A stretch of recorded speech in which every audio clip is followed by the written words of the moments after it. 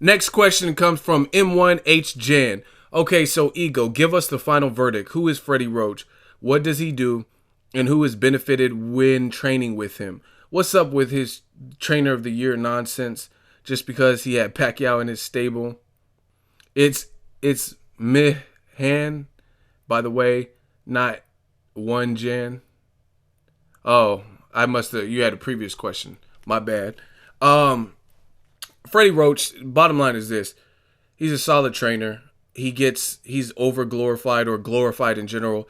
He has a hot Hollywood gym in Los Angeles and things like that. And he was training Pacquiao, who was on top for a while, right? So he's celebrated for that.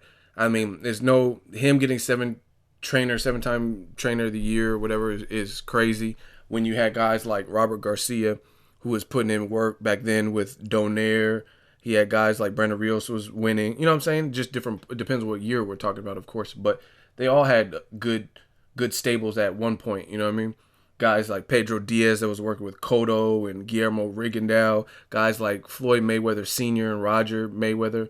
You know what I mean? There's a lot of great trainers. But bottom line is Freddie Roach is he's just known. You know what I'm saying? It's just like, if you guys listen to music like hip hop, it's not necessarily that you're the best artist, it's that you're a known artist. You know what I mean? Like Britney Spears. Was Britney Spears the best singer? No, I've heard her live on YouTube. You could probably type it in, and there's some videos where she sounded terrible, but she was popular. She had hit songs. Wasn't the best singer, but she was known as a pretty face. She was dancing, could dance or whatever. It is what it is. So that's how it is, just like the record label industry or whatever. It's not necessarily because you have the best voice. It's because you're marketable. And that's kind of what Freddie Roach is. The HBO vehicle put a lot of energy into Pacquiao, and Freddie Roach was there along with the ride. But, I mean, I've never looked at him like as the only trainer out there. I mean, there's times where, like, a lot of his fight, Cotto was losing.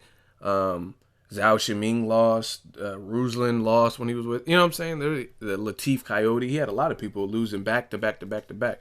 But people just kind of overlooked that. Again, I'm not shitting on Freddie Roach. He's a good trainer. I just think because he had Pacquiao, he was in the spotlight, you know what I mean? And he was along for the ride and getting a lot of recognition in boxing circles and write-ups and stuff like that. But, I mean, look at some of his prediction. Put it this way. Check the Ego prediction, all the predictions I've done for fights, and then look at Freddie Roach's predictions and tell me who's more accurate, me or Freddie. Freddie Roach, if you leave it to Freddie, if it's his fighter, they're always going to win by knockout. You're like, yeah, Pacquiao versus Bradley 2. My fighter is going to knock out Bradley in the first round. Like, you know what I mean? Every Ruslan was going to knock out, you know what I mean? Whoever Freddie Roach is, he said Cotto was going to knock out big-ass Canelo. You know what I'm saying? So, again, he's a good trainer, but he gets a lot of the credit and the recognition. And the thing is, I'm not demolishing Freddie. I like Freddie, but who is he trained that he's cultivated? Like even a Virgil Hunter. Andre Ward's father passed away, and Virgil Hunter was there, you know what I mean, from the early, like, that's when Ward wasn't even a man, you know what I mean, adolescent stages. And he helped build him up to what he is. He went from city to city or state to state, wherever tournaments that Ward was in, and he was coaching him. So he's grown through the sport with him. Freddie Roach doesn't really have that. He got a lot of guys, like Pacquiao was already a good fighter before Freddie Roach. I don't know if you remember some, like, I believe he fought Eric Morales without Freddie Roach, the first fight. You know what I mean? He was already a solid fighter before. Same with Cotto. Cotto had already beat Margarito. He had already gave Floyd Mayweather a run for his money. That was all before before Freddie Roach. So, you know what I mean? Again, who has Freddie Roach cultivated from an early stage in their career and molded up? You know what I mean? He got Pascal after Pascal had already fought B-Hop, after Pascal had fought Kovalev already once. You know what I'm saying? So he's getting fighters because he's a celebrated trainer in gym. He's getting fighters when they just want to, you know what I mean, get some work in with them. Like, oh yeah, I think Freddie Roach would be a good look, so I want to train with him because people know it. And he has a good location, a good gym, like facility, and good what's the name, Marvin. He got good assistants and stuff like that. So, you know what I mean? I'm not knocking it. Get your money, Freddie. Next question is from Gerald McCarter. 2-part question. Yo, Eagle, I think Pascal may possibly be a ruined fighter from his first meeting with Kovalev. I mean, he did not look good in his supposed tune-up fight with Gonzalez. Then he comes back in an absolutely terrible fight last night. His footwork was not there, punching was almost non-existent, and his reaction time was sluggish at best. Damn. I don't wish this on him, but could Pascal be a ruined fighter? What are your thoughts, Ego? Question. Okay, let me answer that because there's another question. I don't know. Ruin, that sounds harsh, so I'm gonna say whatever. Yeah, I think Pascal, he's been through the ringer. You know what I mean? Tough fights. Guys like Chad Dawson, Bernard Hopkins, the Kovalev first fight. I thought he lost to Uniskiv Gonzalez or whatever his name is.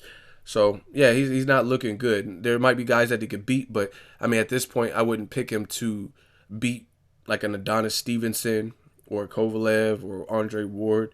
So he might have had his run, if that's kind of what you're saying. He didn't look great, and you also have to credit that to what Kovalev was doing right. Kovalev, it looks like he has long arms to me, but Kovalev used his long arms to a T by jabbing. He was beating Pascal to the jab, and the thing that makes Kovalev such a menace is his mindset. He just acts like he doesn't give a fuck, and like he seems like Drago. Like even post fight, he's like, "Oh, I don't like him. He's not a good person." Like almost on some Drago. If he does, he does. Like you know what I'm saying? Kind of malicious type of attitude at best. You know what I mean? Stevenson jumped in the ring. I don't know if you guys caught this, but Kovalev flipped him off. He's just like kind of a evil type of character, like sinister, if you will. But the thing that makes him so dangerous and menacing is he's patient. A lot of the guys like Ruslan Provodnikov, he knows he has you hurt, like Timothy Bradley. Now, or even Ruslan, Bradley's just a good fighter, but Ruslan versus Chris Algieri is a prime example. He hurt him so bad in the first round or two that the whole fight he's searching, looking for a one-punch knockout. He's looking to hurt him again, and that never came around. Kovalev's not like that. He's not like a mindless person. You watch the first Kovalev-Pascal fight, and he started getting touched by Pascal and like getting too, because I think the energy of the guys not liking each other in the first fight showed up, and he was trying to go like toe-to-toe, and he was getting countered and caught with some shots, getting clipped and buzzed a little bit. So you could see it in Kovalev that he's like, hey, let me calm down a minute. Let me get back to boxing and set some things up. So he's smart. He's not just going to go for the kill. He's patient.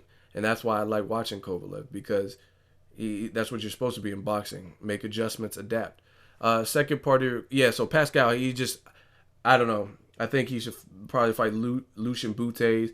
Uniskiv Gonzalez is coming off of a loss now. Maybe a fight like that. Those are fights he can win or whatnot. But I as far as like beating the top three guys, I don't really see it. Him and Andres Fonfara is like a 50-50 fight. So I think that's kind of the echelon of fighters, not the top three guys at this point at light heavyweight. Second part of your question, question 2. Barrera looks like a hyped up, good B-level fighter to be. I think he's too slow for Ward and will get picked apart and outboxed. What are your thoughts? Now, I'd even put this in the description. I don't like to break down the fights too much because for one time's sake, and I try to do my own prediction videos.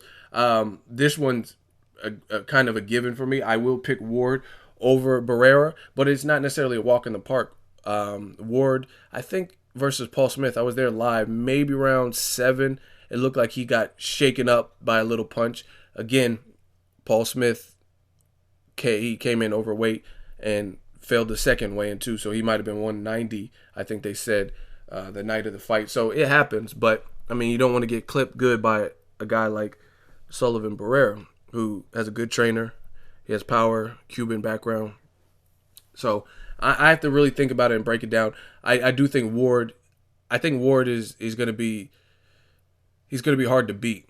Kovalev versus Ward is the real fight, but I think the other guys at light heavyweight, they're missing something that Ward will be able to adjust to. You know what I mean? Like I would pick Ward to beat even Kovalev, but that's the most dangerous and that's the hardest fight for him at light heavyweight. All the other guys like Ward versus Fonfara, Ward and Chavez Jr., Ward and Barrera, I think he easily will pretty easily, maybe in the second half of the fight, he'll be able to show that separation. The most difficult fight for him, to me, is Kovalev by far. Next question is from Daniel Lopez. Hey, Ego. All of Freddie Roach's fighters are losing. If Pacquiao loses to Bradley, will there be a Pacquiao versus Bradley 4? Pacquiao is the king of rematches. Not sure. Pacquiao saying it's his last fight. If he loses to Bradley, he might as well just go off into politics. That's my personal opinion, because it depends how he loses too, right? But I mean, this is a guy I really feel like Pacquiao kind of won the first two fights with Bradley. So if you lose to him, I can't buy what they're selling in terms of Bradley's just refined, only watching him fight Rios and beat Rios, because stylistically, if he was with Joel Diaz or Teddy Atlas, I would have picked Bradley to beat Brandon Rios. You know what I mean? And I'm not taking anything away from Teddy Atlas, because I think Teddy Atlas got in his mind to go to the body and work the body. But regardless, I would have picked Bradley to beat Rios anyway. You know what I'm saying? I just didn't pick it by stoppage. So it's too premature to determine that Bradley is just this reinvigorated fighter, because what Pacquiao brings to the table is not what Rios brings to the table. Rios is slow. I've seen him live. He's a good fighter, but he's slow, right? Pacquiao is fast.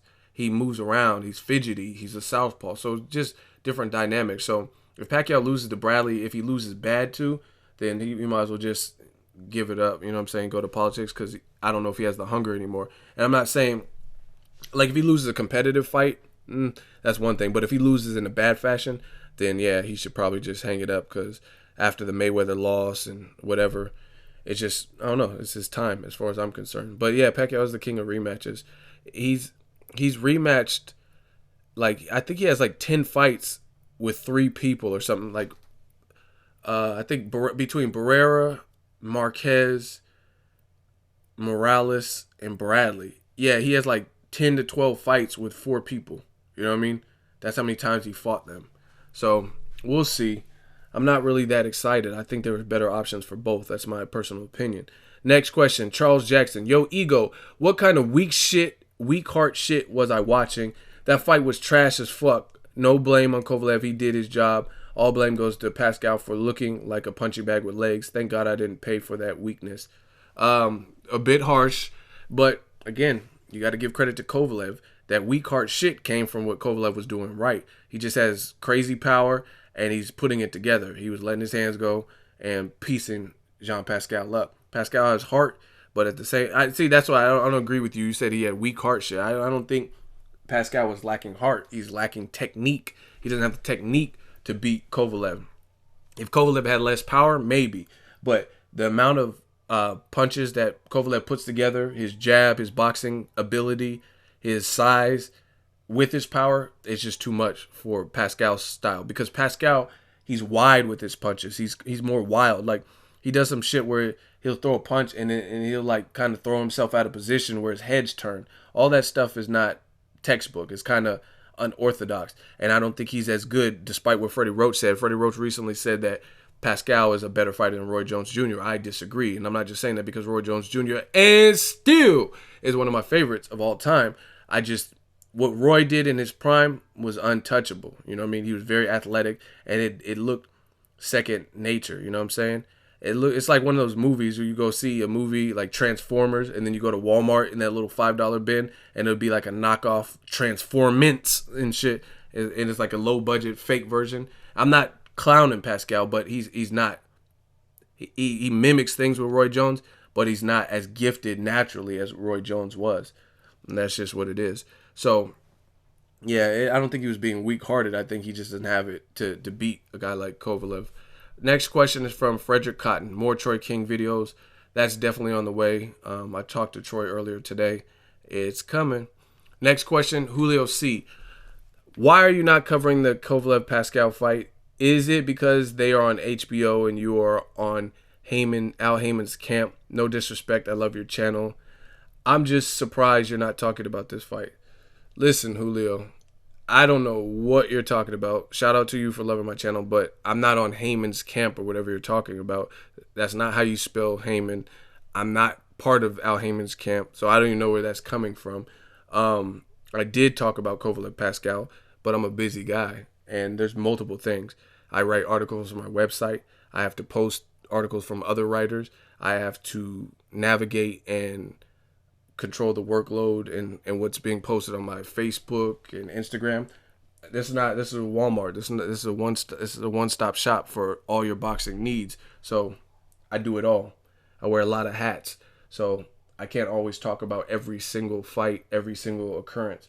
I'm working on it. I'm trying to get more strategic to the point where I can pump out as much content as possible. But I'm not on Heyman's camp. I did do a post-fight Kovalev-Pascal. Check that out. Next question is from Jafar Khan. Who wins Anthony Joshua versus David Haye and Frampton Quigg? Again, I don't like doing too many predictions on here because I save those for personal prediction videos. But off the top, Anthony Joshua, David Haye, it's a pick'em fight. Joshua looked kind of stiff versus Dillian White. David Haye it looks like he's gotten bigger. He looks massive, and he's more athletic. So if he could move about a bit and clip Joshua, that could be a really good fight because he packs a punch as well. So that's a pick'em fight. Frampton versus Quigg, another pick'em fight, but I would pick Frampton to win that particular one. That's a good fight. Both of them good fights. Next question is from Tito Nunez. Where does Kovalev rank on your personal pound-for-pound list? Also, what are the odds of him upsetting Ward? I don't really do pound-for-pound lists because it's all kind of personal opinion. Some people say Triple G, who wasn't even at the back of people's pound-for-pound list when Floyd was active, they're saying he is number 1 or 2 and Roman Gonzalez. So it's all subjective. So I don't really do a pound-for-pound list, to be honest. But if I, in a mystical world, if I were to do a pound-for-pound list, Kovalev would easily be as a pro before Triple G because he's done more as a pro, as a professional. So he'd be up there because he has a solid resume and it looks like he's willing to fight anybody, wherever, whenever, in their backyard or whatever. And he's a good fighter. Next question is from Nadim El Haddad. Yo, Ego, when you doing the Troy King mean comment videos again, bro? I used to not like Troy King, but he won me over with the way he responded. Had me in stitches, laughing my ass off. It's coming. All that's coming. We're working. I could assure you. Like I said, I talked to Troy earlier today. I got to look through some of the comments to see what people were saying, get a feel for the level of hate, and it's coming. I assure you. Next question, Eric Shipman. Ego, does Khan have the chin to stand up to a more powerful welterweight puncher? I don't believe so, but I think he could box smart. I mean, you can't improve your chin. Your chin is just what it is, God-given. So I don't think I don't think he has the best chin. Bottom line, I'm not gonna sugarcoat it. Don't think he has the best chin, but I think his skill set, his frame, his speed can keep him out of the way of it. Like if he fights smarter with Virgil Hunter and doesn't stay in exchanges as long and doesn't back straight out and doesn't get clipped, he just has to box smart. So I don't think he has a chin to take flush shots from Danny Garcia, Kell Brook, Keith Thurman, but he could beat those guys if he boxes the perfect fight, uses his speed, uses his advantage, don't get too gutsy, because Khan has a lot of bulls. He has a lot of bullocks, or whatever you guys say. And it is what it is. So I think that's led him down dangerous paths in the past because he wanted to fight like a warrior instead of, people get mad, why are you bringing up Floyd? And I'm going to tell you once again, I bring up Floyd because, one, if it relates to what I'm trying to say and it's an analogy, I'm going to use it. Two, Floyd is in the spotlight, so when I use Floyd as an example, most people have seen his fights. I've seen a ton of fights, but I'm not going to be like, oh, remember Arturo Gatti versus Sammy the Pony prior, you know what I'm saying?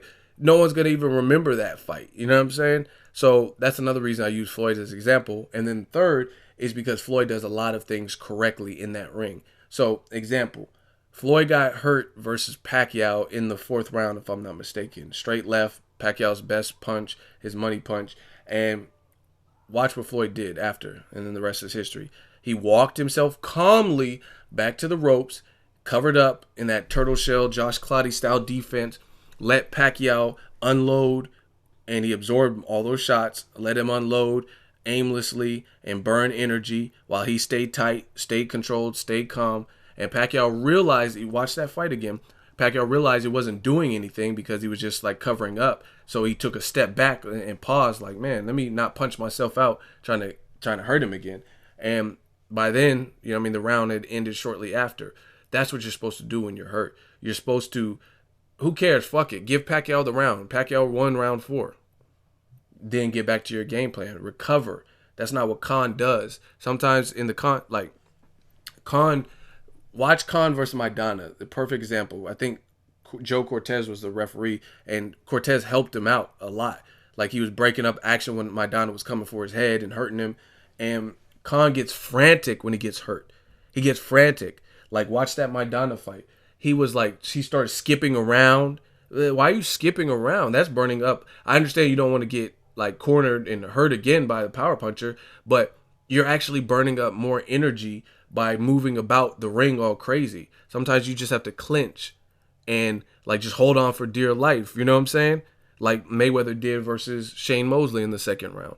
So Khan, if he can get past that mentally, where he makes better decisions when he's hurt, when he does get clipped, he could do okay. He could do good for himself. But I don't think he has, like I said, the best chin to just get punch flush and just eat it. It's just going to be, if he does get hurt, he needs to make better sound decisions while he's hurt. And that's the best way to put it. Like, kind of like a Mayweather. Don't burn off this energy. It's like Khan burns like nervous energy. Like, he's hurting. Like, even like Zab Judah. Man, I know my boxing. Zab Judah, when he got cracked by Costa Zoo, he might have been able to beat the count. But what he did was, oh shit, I got dropped. And then motherfuckers want to hurry up and get up real quick before they've cleared their head. You know what I mean? Take an 8 count. That's smart. Who cares? The world already seen you get knocked down, and it looks a lot better than you trying to stand up with no legs, and it looks like you have peg legs doing the chicken dance, like, because you can't, your equilibrium's off and you can't balance yourself. That's what I'm saying. These fighters have so much heart that they're just trying to, oh, I'm not hurt, oh, you know what I'm saying? They want to get up real quick and like fool the world or like put on their meanest poker face, but who cares? Like I said, do what Mayweather did. Shane Mosley won round 2. There's nothing you could do to take it away, but live to fight another day by fighting smart. You're badly hurt twice in round 2. You got to, 1, throw punches back, and then 2, stay calm, and then, you know what I'm saying, just accept the fact that you lost that particular round and come back stronger. But that's what Khan needs to work on, to me, if he wants to stand up to a more powerful puncher. Because the other thing is, Khan hasn't really been knocked out. Like, he's been knocked out, but he's not like knocked out like snoring and stuff. So he has a chance to like get hurt and like regain himself. That's like I said, that's what he needs to work on. Next question is from Canelo Alvarez. Does Triple G want to fight at 168? I believe you know the answer to that, and that's no. He only wants to fight Canelo, or not Canelo. He wanted to fight Chavez Jr. or Carl Froch, but people with amateur pedigrees. Chavez Jr. don't have an amateur pedigree. His dad was rich. You know what I mean? Guys with deep amateur pedigrees, Olympic gold medalists, Andre Ward and James DeGale, I haven't heard Team Triple G say anything about, hey, we want to fight him at the full 168. So you already know the answer to that. Next question is from K of 2002, K of Chickenson versus Crusher. Who wins and why? Go.